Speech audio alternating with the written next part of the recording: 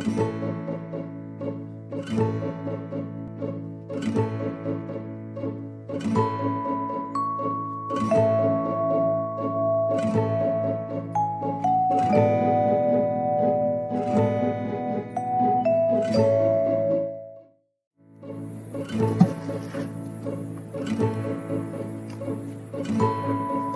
don't know about you, but when I was a kid, I used to love to throw rocks in the water. It makes a great ripple. I'd love to watch to see how far they'd go until they quit. You know, it reminds me of a number of years ago, I was out in a boat with my son. We were on vacation, a little lake in Michigan. And we stopped the motor so we could just drift along by the shore and look at the properties. It was a very beautiful lake with a lot of nice homes. Of course, eventually we just stopped moving altogether. We were dead in the water. And then all of a sudden, as my son and I were commenting on what we were seeing, the boat started to move. And he looked over the side and saw these waves hitting us and said, "Dad, where did that come from?" Well, I had to explain to him that a while ago, a large boat on the other side of the lake had passed by. Even though we were nowhere near each other, the effect of that boat passing at a far distance eventually made its impact on us. And so our boat, which was stationary, began to move. That's what happens in life. We're caught by surprise a lot of the time. The impact of what happened a long time ago, perhaps far away, comes crashing in on the boat of our life. And we ask ourselves when we're upset and tipsy-turvy, what was that? And where did that come from? Well, come on inside and we'll talk a little bit more about it. Hi. Outside, we talked about the ripple effect. Of course, it happens on lakes. I was thinking, can you imagine what happens on an ocean? A ripple can turn into a tsunami that winds up taking out whole villages and towns. When you opened this newsletter, I promised that I was going to share what I'm seeing about marriage. So let's talk more about the ripple effect in relationship to our relationships. When people fall in love and get married, which is a good thing, they think that because they love each other and they've committed their minds and their hearts and souls and bodies and wills to the well-being of each other, that, well, everything is going to be all right. In fact, it's going to be more than all right. It's going to be beautiful. They're going to live what we all aspire to, the fairy tale dream, happily ever after. But what I'm seeing is that happily ever after gets intercepted. And it gets interrupted and intercepted by things they hadn't noticed before, but which have created enormous ripples that can become a wake, like the one from the big boat that washed up against the little dinghy my son and I were floating in. Sometimes these hardly noticed events have all the force of a tsunami, which you might know undulates across the sea undetected. In this case, undulating undetected over years and generations.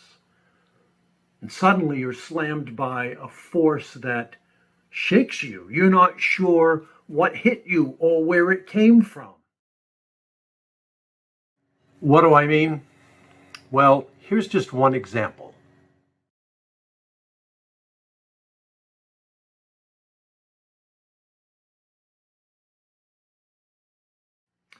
a husband leaves his wife, whose father had abandoned her.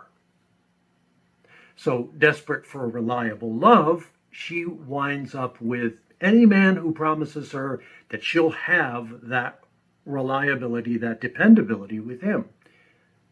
But she makes the dreadful mistake of marrying before she really knows any of them. Yes, there were many. Now, why is this dreadful?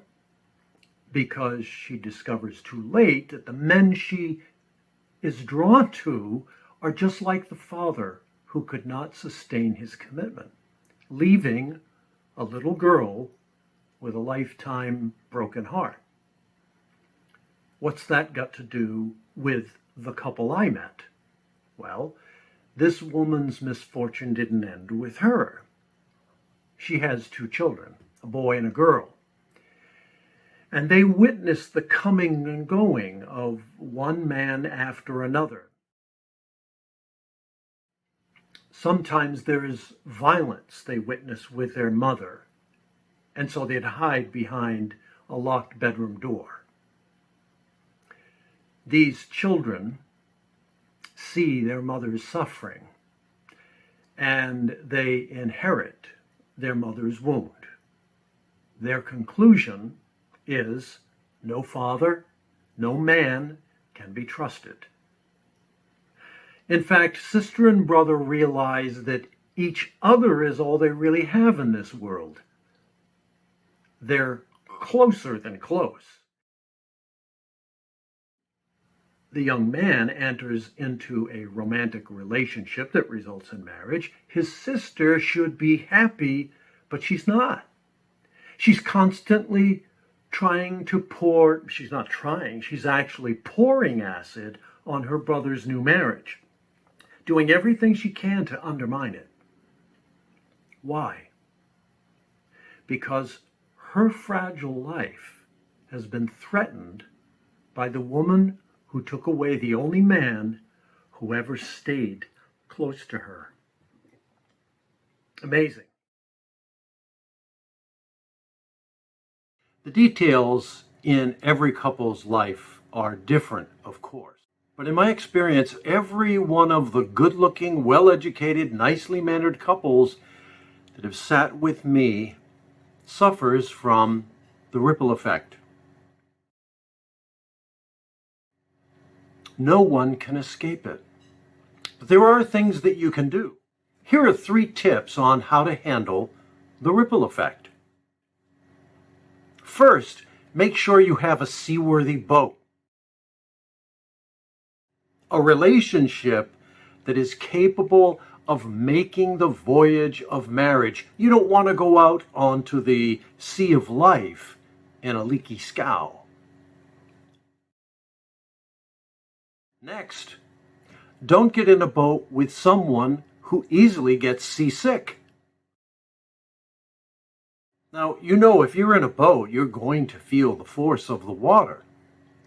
If you're in a marriage, there will be wonderful moments of calm, of course. But there will be other times when you experience ripples, perhaps even storms. If you or your partner are easily seasick, boating might not be the wisest choice for you.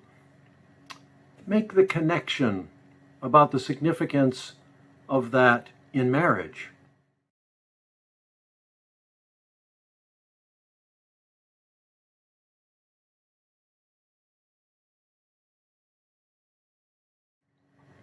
And finally, wear a life jacket.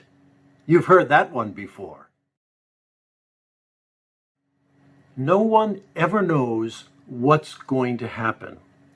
You need something to keep you afloat when the worst comes your way. On a boat, a Coast Guard approved life jacket is the best thing to have, but only if you wear it. In marriage, I find that nothing takes the place of the saving grace of relationship with God. When you board the ship of your marriage, you ought to carry His word in your heart. It will keep you in every circumstance.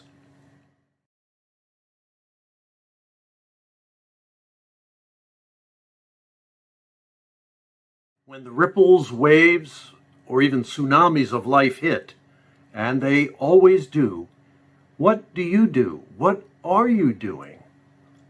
I'm curious how you're handling the ripple effect in your life right now. Perhaps you'd like to be sure that your relationship with your beloved is seaworthy and shipshape. You know you can do that by participating with me in my online relationship discovery course called Prologue. It comes with digital materials and live online coaching sessions with me. You can find out more by going to Dear Rita Weddings and Marriage online or sending me an email at marriageinthewild@gmail.com. Well, that's it for this installment of Marriage in the Wild. And I hope your relationship, your marriage, or your forthcoming marriage is wild. That it is dynamic and powerful and strong and resilient. And most of all, fulfilling and informed about the significance of the ripples in your life. Let's talk again soon.